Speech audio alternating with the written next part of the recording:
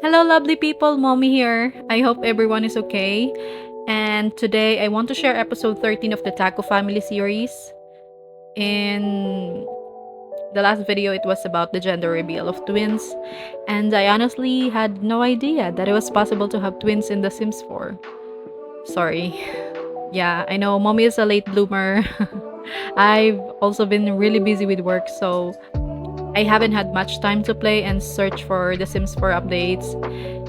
And another factor is that I didn't manage Boba Pearl's eating habits very well. That's why she got pregnant with twins. Parang weird, no?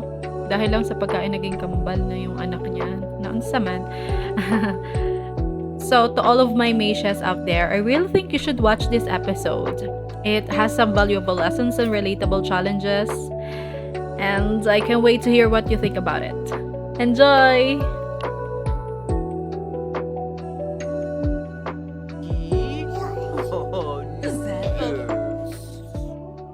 Oh, Okay, so ito yung pinakita ko dun sa gender reveal.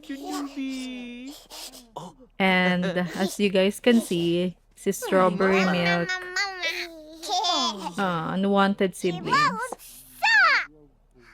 Aw.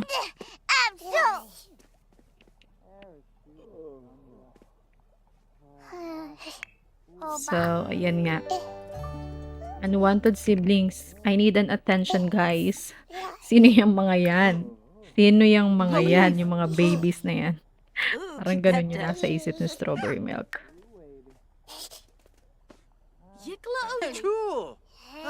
Ayan, so ito na yung moment na dahil kapapanganak lang ni Boba Pearl, kailangan niya ng maraming pahinga. At tinutulungan ni Soshini si Kopi. Tapos, hindi maganda yung arrangement, no? Hindi rin nakakapagpahinga si Strawberry Milk. So, maraming actually akong ginawang experiment dito kung paano ko aayusin yung kwarto nila. Yeah, so makikita nyo yan soon.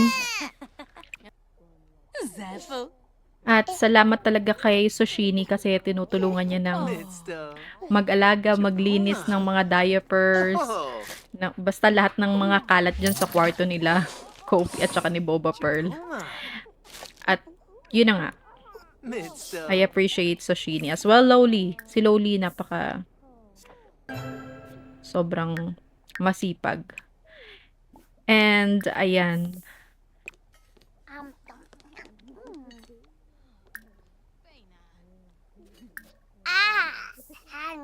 Kailangan ng maraming atensyon ni Strawberry Milk. Buti na lang andyan si Soshini and si Kopi hands-on siya kay Strawberry Milk. Well, understandable naman kasi yung kay Boba Pearl. Lagi kasing tulog si Boba Pearl.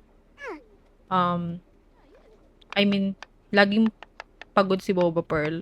Lahat kasi ng attention ni Boba Pearl is nandun sa twins. So, it's so understandable. Naintindihan ko yun. Wow! Sana naintindihan nyo din yung explanation ko, guys. It's really hard actually for me to explain some. So, pagpasensyahan nyo na ako kung minsan magulo kong magpaliwanag. Wala pa naman nagre-reklamo. So far. But, ngayon pa lang nagsasorry na ako.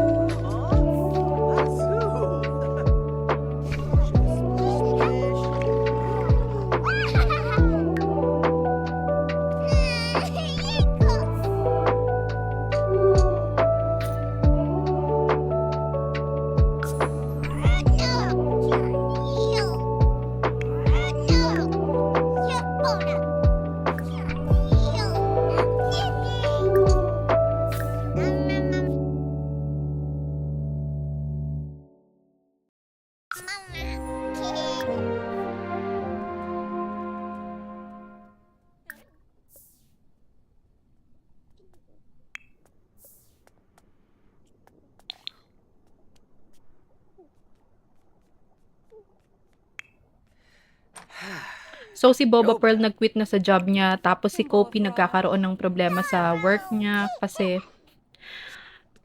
hindi niya siguro ma-balance yung mga bagay-bagay na nangyayari sa loob ng bahay nila. Buti na lang din si Sushini,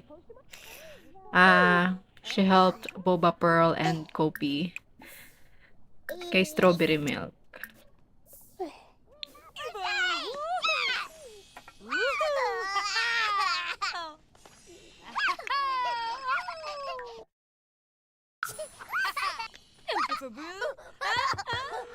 Paguna de Roy. Oblish de Borg.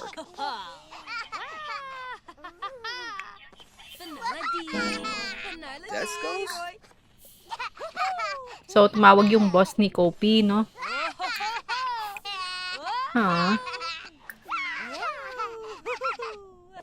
And, ayan, buti na lang din talaga andyan si Sushini. Kahit maraming gagawin sa Sushini, sa loob ng bahay, she can still manage her works, her onion business, and as well, yung pagluluto. Kasi talagang sobrang chaos. Ang gulo-gulo. Ang gulo na ng hindi ko to plano, pero yun na yung nangyari. So, I'm doing my best to at least, OMG, mommy, what you... Tapos ito yung pumasok pa rin si Kopi kahit late na siya. Pinapasok ko pa rin siya. He's a provider. Kailangan niya mag-work, lalo na ngayon na wala nang trabaho si Boba Pearl. So, ayan. Yung attentions ni Boba Pearl lahat nasa kambal. Nagseselos na kasi Strawberry Milk eh. Si Loli, may sariling mundo si Loli. Si Loli, bahala kayo dyan. Kailangan ko mag-focus sa work. Kailangan ko mag-focus sa sarili ko. Ganon. Ganon yung style. Ang sweet lang nung maglola, no? Tinuturuan dito ni Sushini si Strawberry Milk magsalita. And kahit papano, nagkakaroon ng level up. Or, nagle-level up yung communication skills ni Strawberry Milk. Pero kailangan nang kumain ni Strawberry Milk. So, pakainin niyo na please. Kung may naririnig kayong music, oo, may kumakanta sa kabila. Sana hindi masyadong rinig yung music, no? Para hindi ako makopyright. At finally, tulog na yung kambal. Ito yung ginawa ko ng setup nung room nila. Kasi kapag syempre umiyak yung kambal, nagigising din si Strawberry Milk. So, ang hassle nun, hindi makapagpahinga si Strawberry Milk. As well, syempre si Kopi or si Boba pagka natutulog sila. Pero yun nga, kailangan talagang bantayan yung kambal. Hindi po pwedeng hindi. Kahit pa kulang yung tulog ni Boba Pearl. There are times nga na talagang, ewan ko kung may clip ako noon, there are times na sobrang antok na antok si Boba Pearl, tapos bigla na lang siyang nakatulog sa sahig. May mga ganong moments. So, kamusta naman kayo? Sorry kung medyo natagalan yung pag-updates ko. Ang dami talagang nangyayari. And, syempre, sa work ko and then sa personal life ko, medyo marami din talagang mga hindi expected. Ganun naman talaga no? Pero, like you said, to all of my mages, updates ko kayo sa games na to. Kasi nilalaro ko pa naman siya. And, actually, itong videos na to parang, July ko pa siya na, tapos ngayon ko lang, parang June. No, July. Ano ba talaga, mommy? Parang, July. Basta hindi August. So, yung videos na to is nasa storage ko lang siya. And, ayan, OMG. Diba? Ganyan man ang sistema. Ganyan ang Kapag marami ng anak, no? OMG. Kalat-kalat na yung kwarto, walang naglilinis. Hindi pa rin sila makapag-hire ng assistant, I mean ng scheduled maid. Wala pang ganon. But yung kanina si Angela, actually yung work nun is she's actually a maid for kids. Am I right? Parang ganon. So, ayan, may invite siya dyan. And nagkaroon ng mga conversations, ganyan-ganyan. So, let's welcome Angela. Cute ng magnanay. Ang cute ni Lola Sushini. Busy-busy sa kanyang pagluluto. It's a good thing. Lalo na stress na yung mga kasama niya sa bahay, especially Kopi. Si Loli, after work lagi yung tense eh. So and palakain si Loli. Talagang mahilig siya sa pagkain. Ang sensitive lang naman si Boba Pearl at saka si Kopi pagdating sa pagkain kasi they are both vegetarians. So, tingnan nyo naman si Loli. 'Di ba? Naglagay pa ng basura after work. Talaga namang very, very mabait na daughter tong si Loli. Oo. And, okay man siya. Akala ko tense siya. Pero kasi usually, after work talagang tense yan. Mommy naman. And, ayun, lahat ng time ni Boba Pearl, as you guys can see, nasa kambal. And si Kopi, kahit papano nakapasok, kahit late na siya. So, good job. You are the father of the year. You are the father of the year, Kopi. Proud of you. And of course, ayan na. Ayan na si Angela. Hello, Angela. Welcome to the house of Taco family.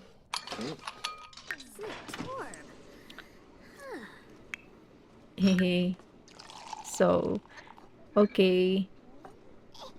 Dinner time. Verobi Sapino? Chinobs, Balafoy, Zarb's Canoe, Merv's Defusha. Ayan, late na yung dinner nila, but it's okay. No, it's not okay, No, mommy. Snorka. Oo, kasi ganun yung na-late si Kopi sa work. Tapos, parang late na rin kasi yung nag-overtime siya. Hindi ko alam kung bakit ganun, pero minsan naman hindi kasi ganun eh. Minsan medyo maaga-aga naman yung uwi niya. So, ayan. Malungkot na naman si Strawberry Milk. That is really sad.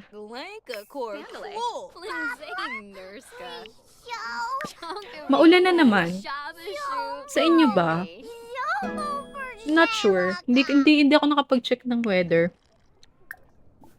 Pero maulan-ulan na naman. Like, last night, ang lakas ng ulan hanggang 4 a.m.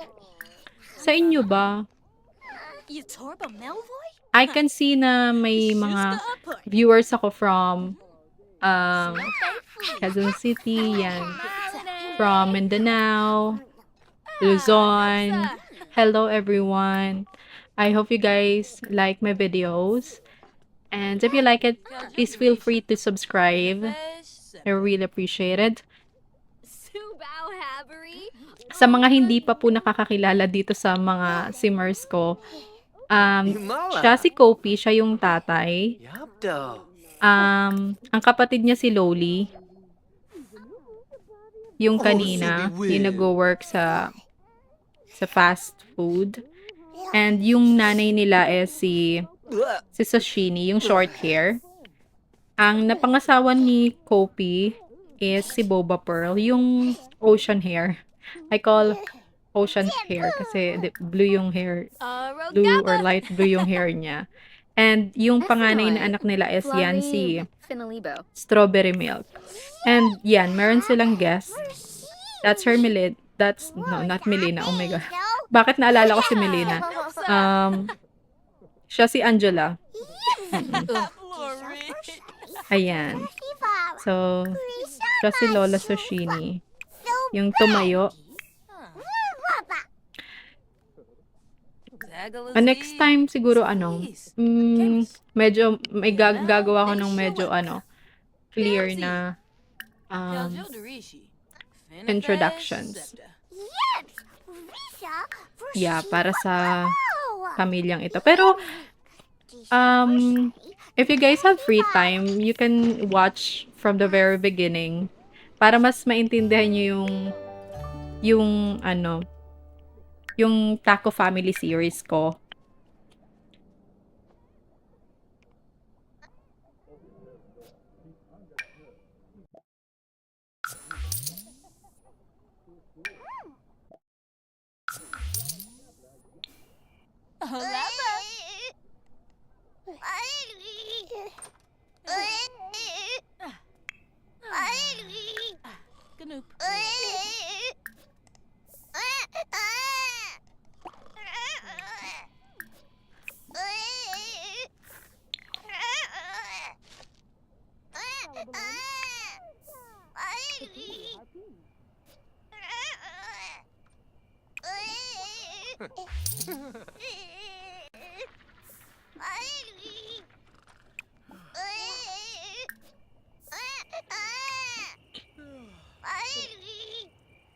Iyak nang iyak yung kambal.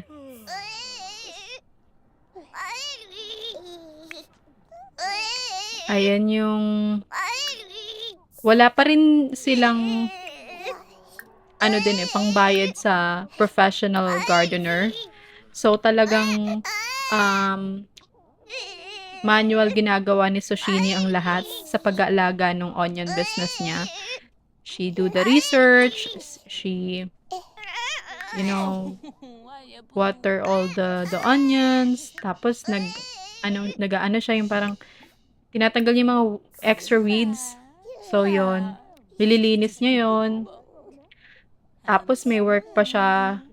She's also a freelancing, she's a writer. So yun yung ginagawa ni Sushini. May nakapagtanong sa akin, bakit hindi mo na lang i-separate mag-split yung sila Kopi and si Boba Pearl at saka yung anak nila. Hindi pa ngayon. Parang ayoko pa. Wow. Parang nga naman. Pero naisip ko din kasi talaga yon. But in the meantime, baka kasi baka hindi nila kayanin.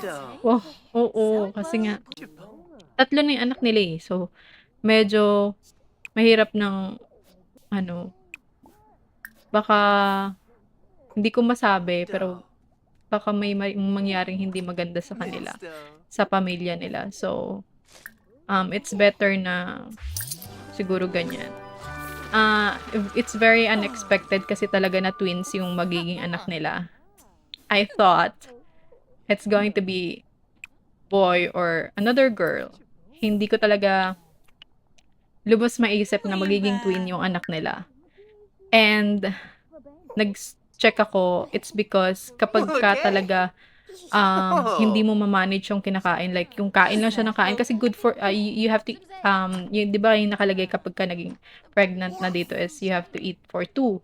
So ang nangyari is sobra-sobra yung kaya ang laki ni ni Boba Pearl dito sa second pregnancy journey niya. Kambal naman pala kasi talaga. So medyo iba talaga din yung napansin ko sa kanya. Okay, baka may follow-up questions kayo about bakit hindi mo ba binabantayan. There are times na hinahayaan ko lang yung mga Sims. Like, naka-play lang siya. Ganon. tapos gumagawa ako ng ibang bagay, yung sa personal ko in real life. Minsan iniiwan ko lang din kasi yung game. Let's say Yibs. mga not 30 minutes but masyado nang matagal yon. Basta naiiwan ko siya. Tas hindi naka-record yung iba, of course. So kapag ako yung naglalaro, naka-record na siya. Mm. Baka may follow-up questions na naman. Bakit hindi mo na lang i-record? Ay, wala lang. Oo nga, no. Try ko minsan. Mm.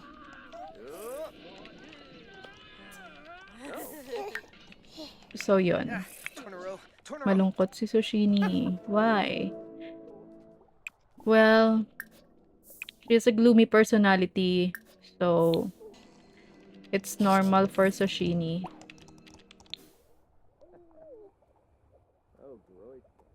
And ito yung nakaka-good vibes yan, no? Yung ganyan. At ito yung clip na, 'di ba? Antok na si Boba Pearl. Talagang hindi niya na kaya. Kailangan ko nang matulog. Mommy, patulugin mo na ako. Cutie, 'di ba? Yan, tulog na kayo. And ito pa rin si Sushini, she's still working. Baka may mga follow-up questions. Mommy, wala na bang ibang ginawa yan si Sushini kundi magtrabaho? Hindi naman. Sige, aminado ako. Oo, puro trabaho siya. Kinain din yung ano. Pero kasi, dati nagpupunta sila sa mga parks or sa nagjo-gym, kaso hindi niya maasahan si Lowly, kaya minsan hindi na rin siya pinapapunta. Tapos bumili na rin naman ako nung ano nila yung anong tawag doon, yung pampapayat. Basta yun na yun, yung pang ano. Ang cute na magtatay. Hindi mo aakalain na puro babae, no, yung magiging anak ni Kopi, kasi nung binata siya, I remember teenager pa lang si Kopi. Ayaw niya ng children. Tapos, naiinis talaga siya kay Lowly nung bata pa si Lowly. So, hindi ko akalain. Ang dami na nangyari sa pamilya. Ngayon, 3 yung anak niya. At talaga namang tingnan mo yung reactions niya. Wait, I need to charge my phone. Wait a moment. Okay, I'm back. Thank you for waiting. Thank you so much for waiting, guys. Lumaki na si Strawberry Milk dito. As you guys can see, nag-age up siya. Nakalimutan yung birthday niya. Yan ang nga ba ang sinasabi ko. Same with Kopi sa last episode na nakalimutan yung birthday ni Kopi at naging malungkot siya. Same with Strawberry Milk. Hindi ako nakapag-check ng calendar. That is actually my mistake. Hindi ako nakapag-throw ng party for her. Yibs. But, ano bang ginawa kong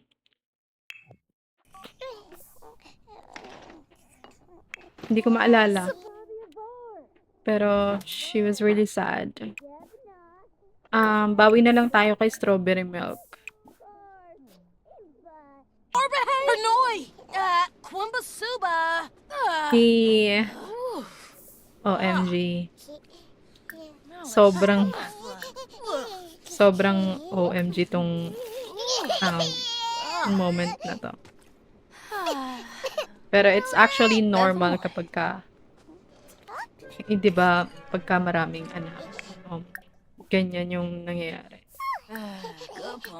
Tsaka, oo, kaya I respect and salute. I really admire those mother na talagang kahit madami silang anak, they're very hands-on. And, ayan, at least si Shoshini, she can help. Hindi nga nagrereklamo eh. Nagiging sad lang yan si Shoshini. Pero walang lumalabas na kahit anong reactions, negative reactions kapag siya yung nag-aalaga dun sa mga apo niya. Siguro dahil one of her personalities yung she want big family. So, nai-enjoy niya yung ganon. Ito yung moment na medyo paranoid na si Strawberry Milk sa mga monster sa kwarto niya. Kopi Weepsta. At your service, I'm si Kopi. Zasho Cutie. Umbraza? Spray lang. Ano kaya yung pinang-spray? Is it Baygon? Lamok. Lamok yun, mommy. Nalungkot si Strawberry Milk. Na-shock siya. Scared siya. Ayan, so ito na naman yung another setup. Kung mapapansin nyo, ang daming setup ng kwarto nila. OMG. Basta lang, kung ano lang yung ganito yung ganito talaga ako kapag naglalaro ng Sims. There are times na parang ayoko ng ng setup, kailangan baguhin ko to, ganun. Kung matatanong nyo, ganun din ba ako in reality? Minsan, oo. Lalo na kapag nag-general cleaning ako, matik yun, talagang i-arrange ko yung mga gamit ko. Ayan yung sinasabi ko, di ba, hindi nga nakakapag gym na si Shoshini. So, binilhan ko siya niyan dun sa rooftop nila.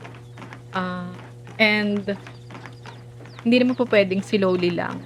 Ay, hindi po pwedeng si Shoshini yung mag-workout. Kailangan si Lowly din. So, kaya, ayan. Ino-force ko si Lowly kasi wala lang. Gusto ko lang din makita siya kung ano yung looks niya kapag skinny siya. Hindi ko pa nakikita eh. I'm just really curious kung ano yung magiging looks niya.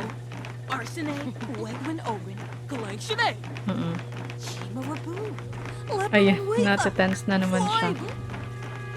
So that is actually normal for Lowly.